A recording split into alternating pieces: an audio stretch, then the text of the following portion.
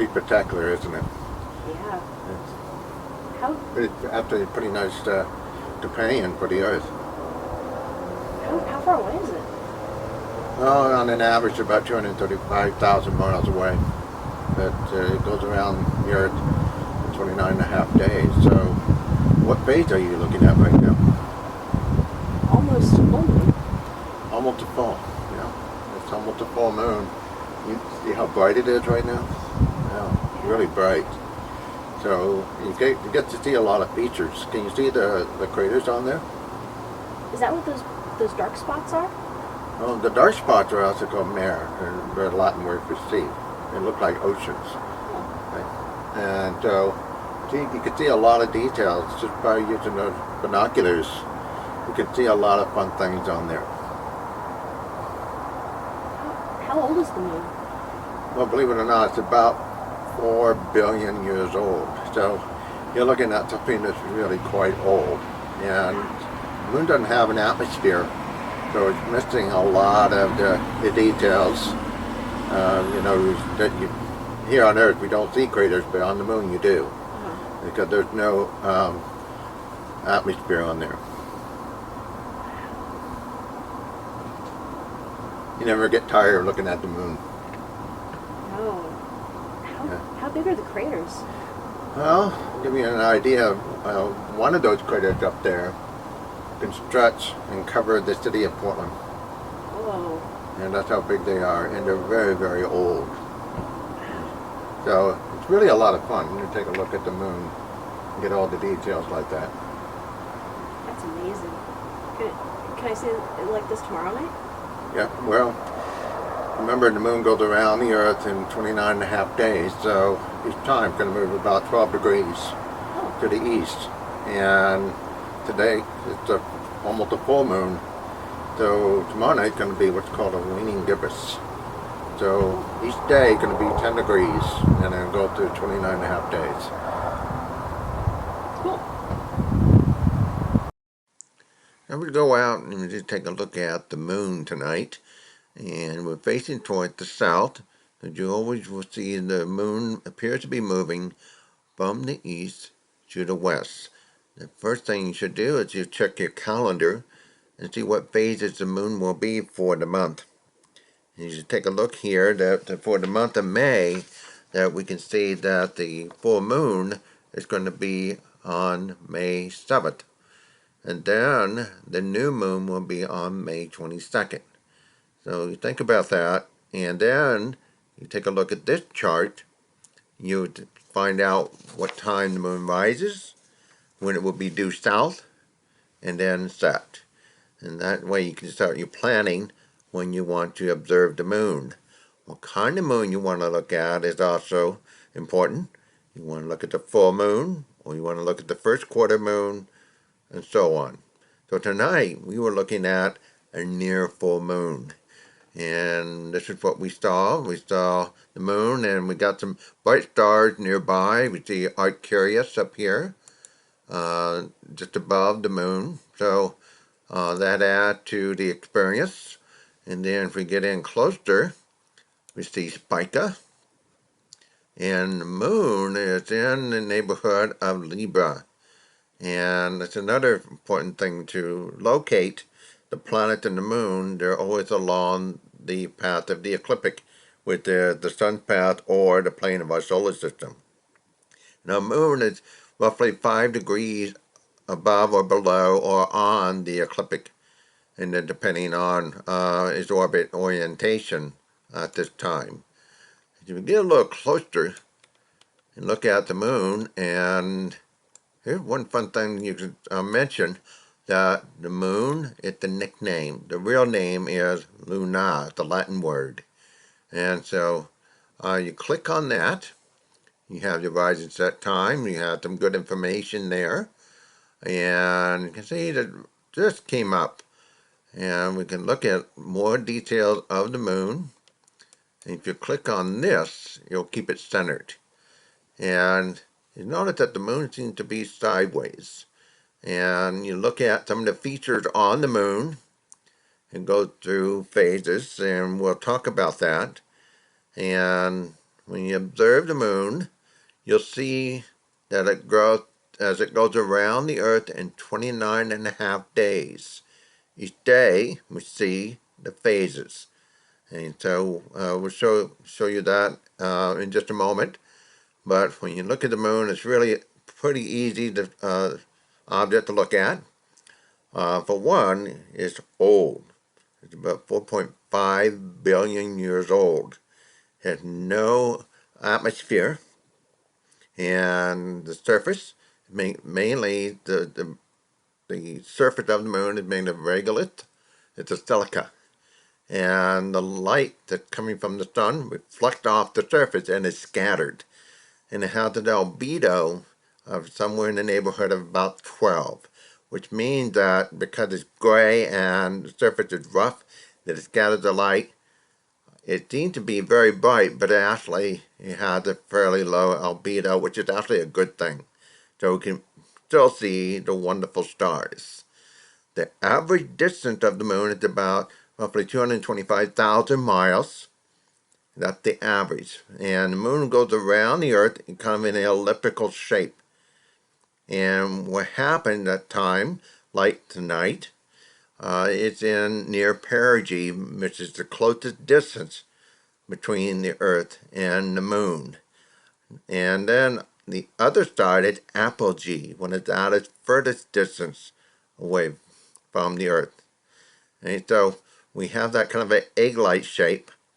And what's happening this month on around the full moon, which is known as the flower moon, the Native Americans came up with this name, thinking that there's lots of flowers coming out. And so, seemed like a good name for it. It is also known as the supermoon. In the month of May, we have the full moon on the 7th. And a few hours before that, it was at perigee. When perigee and full moon are near each other, we have what we call the supermoon. And that means it's at a closest distance to the Earth. And it'll be slightly brighter, slightly larger, not by much. Okay? To a layman, they really don't notice the difference. But technically, it's closer. And this will be the last of the 3 full moons, the supermoon, for 2020. Okay? So those are kind of a fun thing to talk about when you look at the moon. And let me show you this. You take this out, back up a little bit, okay? And then you can advance by the day. We're going to pause it, and then go 1 day. Okay? And then you take a look at some of the coordinates numbers here. Okay? Azimuth is the compass direction and the altitude. Okay? You take a look at these numbers. You'll notice that if you go 1 day in advance, okay, we have 127. Okay, and then you have to close it again and click it.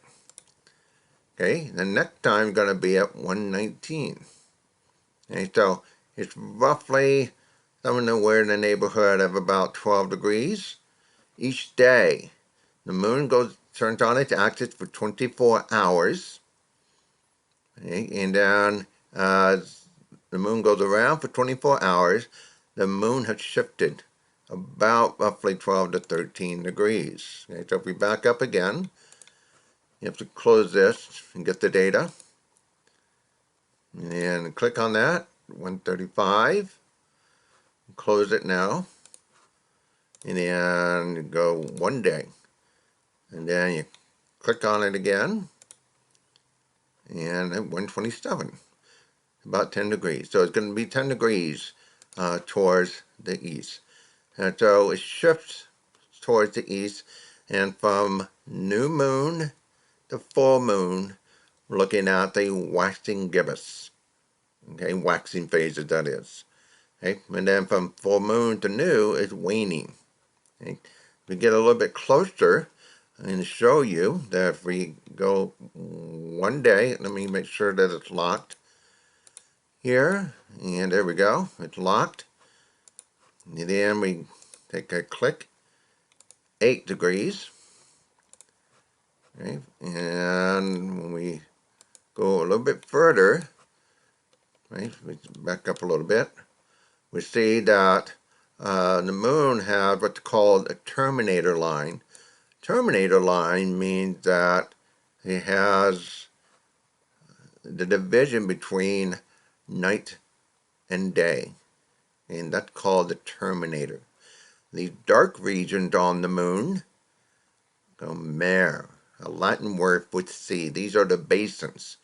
And then the light areas on the moon, we have the craters, okay, and we see the rays, and kind of shows a story what went on in the early development of the solar system, that the moon and the earth and all the planets were bombarded by debris over the millions and millions of years.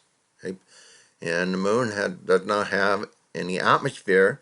There's nothing there to protect the surface. Okay? And so lots of fun things that you can talk about when you look at the moon. Okay? Another thing too is that in the month of May and going into June, the moon will appear to be going a little bit lower than the sun is going higher. So it's kind of a teeter-totter thing going on, that in the month of June, the full moon will be at its lowest point for the year, where yet the sun, reaching the summer solstice in June, will be at its highest point. Okay? So that's why in the month of June, we have what's called the honeymoon. And that's because as you look at the moon, it's going to be low above the horizon at full moon. You see that orangey color. And that's the result of looking through more atmosphere than you would see the moon overhead. Like in December, it's at its highest point at 68 degrees. Where in the June, it's going to be about 22 degrees on a full moon. And that's why there's a reference called the honeymoon.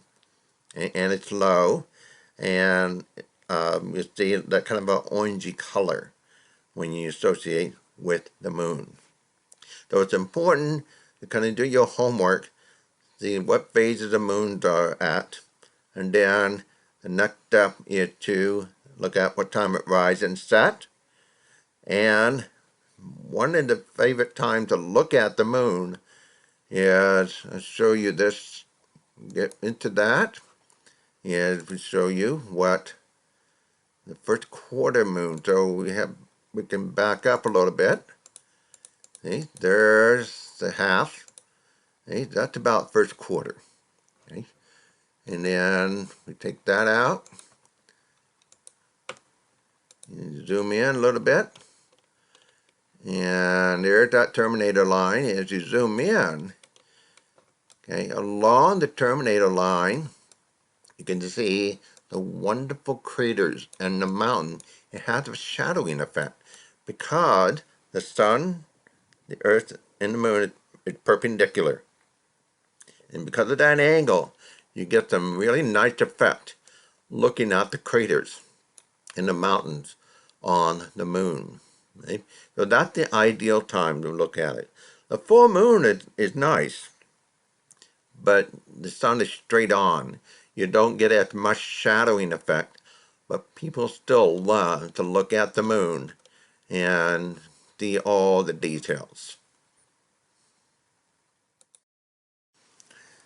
What I want to show you now is talk about the phases of the moon. And what we have here is the sun, we have the moon, and we have the earth, and then the observer. And then we have up here at the top, we have east, south, and west. And this will show you the phases of the moon and the position of the sun related to the phases. And over here, we'll talk about the number of days and hours. And we're going to talk about 29 and a half day lunar cycle. And this will show you the current phase, and we go through the process. And I like this because it shows you kind of a model, what have observed from the Earth and then we see the model of the Earth and the Moon as the Moon goes around the Earth in 29 and a half days. Right? So here's the observer, and let's go forward a little bit, and we've got 0 days. So if we go forward, you'll see up on the diagram at the top, you see the sun and the new moon. Now the new moon, okay, it's not possible to see, okay, because the moon is between the Earth and the sun, but what's important to understand is that the moon each month generally goes below or above the sun in the line of sight. The only way you can see a new moon is during the solar eclipse. And that's why we don't have an eclipse every month. And then the moon's orbit is tilted at about 5 degrees, to the plane of the ecliptic, or the plane of the between the Earth and the sun. Okay, and here's the observer. So this is observer's view of the sky, and you see how it rises from the east due south. It's its highest point, and then sets in the west. So if we keep going in motion, you'll see that the moon gradually moves further and further eastward. Okay? So we're now going from new moon to full moon. This is called a waxing phase. Okay? Waxing. And going from new to full.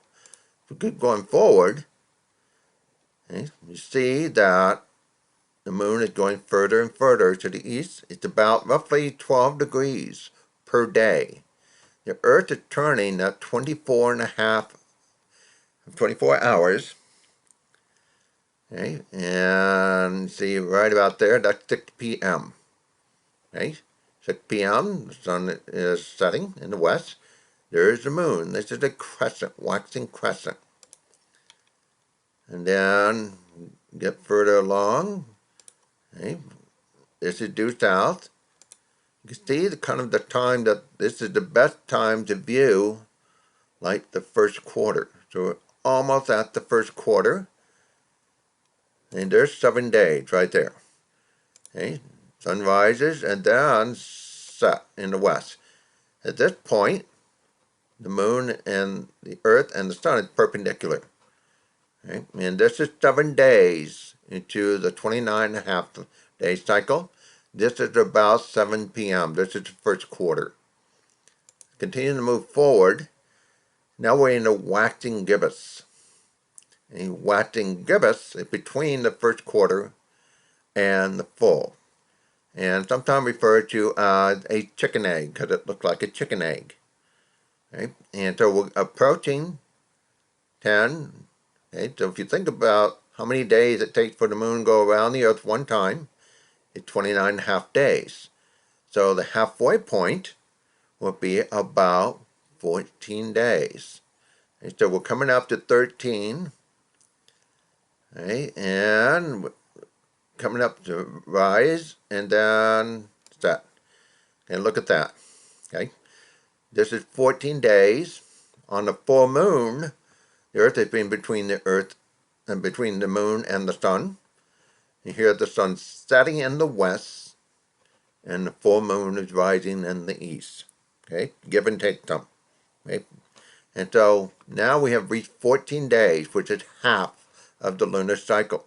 And from the viewer's point of view, okay, the east is where the moon is rising, and west when the sun is setting. So this is a good model to show that. Now we're going into what's called the waning phases, going from full to new. Okay, there's waning. Okay, we went from waxing, now we're going to waning. And the waning phases are generally early morning. Okay? And so we're approaching now, coming up to 21 days when we get to the last quarter. Okay? So since the new moon, we have already gone 2/3 away of the lunar cycle. Okay? So I'm going to stop here. You notice that the sun is due south, and the moon just set in the west. Right, so let's go one more time around. Okay, here's the last quarter. Perpendicular. Right, perpendicular. And this time we have the last quarter where this side of the moon is facing towards the sun. This is nighttime. Okay, this is due south. So this would mean that this is sunrise early in the morning, and the sun is up. When the moon is, I'm sorry, is up in the day. Okay? Then set. This is noon, and western gibbets had just set. The third quarter, that is. And then we'll continue on. We're getting into what's called a waning crescent. And you can see now that the moon is getting closer to the sun. Right? And it's in a crescent phase. And continue on, stop, getting closer. We're almost completed one lunar cycle. And then we get to the point it's getting very thin. This is known as the old moon. Okay, and then get to the point that it almost disappears. Okay, 28 days, almost there. Now we're going to 29 days, and we have completed one lunar cycle. So this is a good model to show what's going on with the phases of the moon. Okay, and so what I want to talk about is how we always see one side of the moon always facing towards the Earth. So even in this motion, okay, as the Earth turns 24 hours, the side of the moon is always facing towards the Earth. It's called the tidal lock. Okay? And at the equator of the Earth, it's going roughly about 1,000 miles per hour. And then at the equator on the moon, it's roughly going about 100 miles per hour. At a distance of about 225,000 miles between the Earth and the moon, we have a perfect synchronization. Okay? And even though it looks like we still half and half, but from the view from space, we do see that the moon is turning, but one side is always facing towards the Earth. So every time that we turn for 24 hours, the moon was moved over about 12 degrees. Okay? And so come around, it moved over a little bit more, and yet the side of the moon is always facing towards the Earth. We never see what we call the far side. We only see what's called the near side of the moon. And so those are fun little details you can talk about when we talk about the moon. Now we're back to viewing the nighttime sky, and there's that moon again, and it's just above the southern horizon. And this is the Earth's only natural satellite. What I want to show you now is some other moons, and all we have to do is look over here at Jupiter and Saturn. There's Jupiter, just barely into the evening sky. Take a look on that, and zoom in on Jupiter. And take a look at Jupiter, the largest planet in the solar system.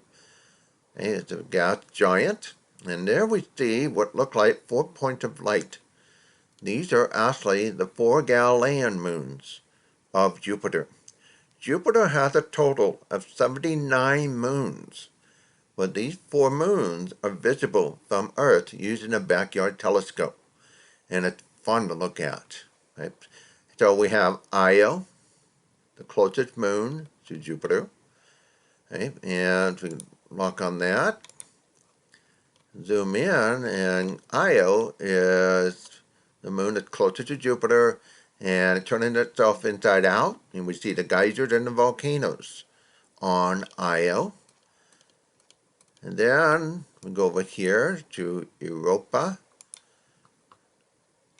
and Europa is the icy moon. It's covered with a very thick layer of ice. It's got a lot of interest by scientists.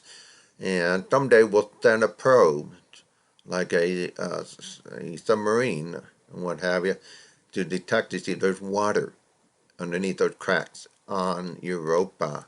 We see even vents. Then we have Ganymede, the largest moon in the solar system. Okay, no atmosphere, it's covered with craters, lots of interesting features. And so you can see, it doesn't quite look like the moon, even though it's a slightly same color. But this is a very interesting moon. It's the largest one, and even bigger than Mercury. Okay? And then, way out here is Callisto. And Callisto, like Ganymede, has lots of craters, even more so. But then you can see one huge one right here on the surface. So these are natural satellites for the planet Jupiter.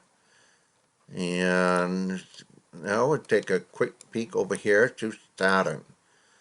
And Saturn has the most number of moons in the solar system. It went up to 82 just recently. Found 20 more moons. And here, Titan is the largest moon for Saturn. This moon is interesting. It's got a very thick layer, an atmosphere. Okay? And so here you can see they've taken away the atmosphere. You can see the surface. And so Titan is visible in the backyard telescope. And you can see some of these in a really dark night sky. And so these are examples of other moons that can be visible from your own backyard. In the case of Mars, we had Phobos and Deimos. They're way too small, too dark to be seen in a backyard telescope.